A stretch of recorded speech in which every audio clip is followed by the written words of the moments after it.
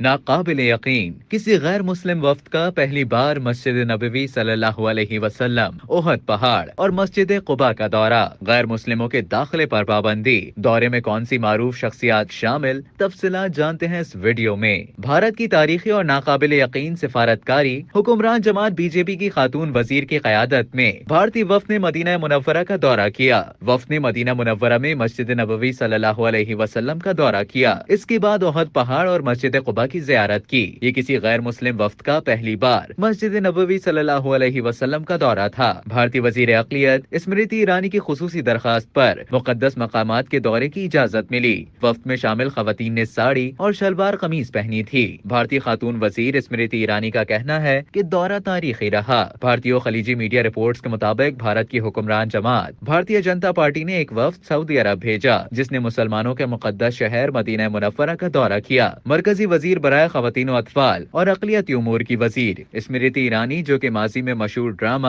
کیونکہ ساز بھی کبھی بہو تھی کی مرکزی کردار رہیں، کی قیادت میں یہ 2 روزہ سرکاری دورہ ایک غیر معمولی مثال ہے کہ کسی غیر مسلم شخصیت کو مسجد نبوی صلی اللہ علیہ وسلم تک رسائی دی گئی۔ مکہ مکرمہ کے ساتھ مدینہ میں غیر مسلموں کے داخلے پر پابندی ہے۔ داخل ہونے کی کوشش میں جرمانے یا ملک بدری سمیت سزائیں ہیں۔ بھارتی وفد میں امور خارجہ اور پارلیمانی امور کے وزیر مملکت وی مرلی دھرن بھی شامل تھے۔ میڈیا رپورٹس کے مطابق سعودی حکومت نے وفد کو اسمرتی ایرانی کی درخواست پر مدینہ کے تینوں مقامات کا دورہ کرنے کی خصوصی اجازت دی۔ دلچسپ بات یہ ہے کہ اسمرتی کے علاوہ وفد میں ایک اور خاتون نروپما کوٹرو تھیں، جو کہ کشمیری پنڈت IRS افسر ہیں۔ اقلیتی امور کی وزارت میں جوائنٹ سیکرٹری کے طور پر تعینات ہیں۔ وفد میں شامل دونوں خواتین ساڑی اور شلوار قمیض میں تھیں۔ اسمرتی نے دونوں دن مرون اور جامنی رنگ کی ساڑی زیب تن کر رکھی تھی، جبکہ ماتھے پر بندیا تھی۔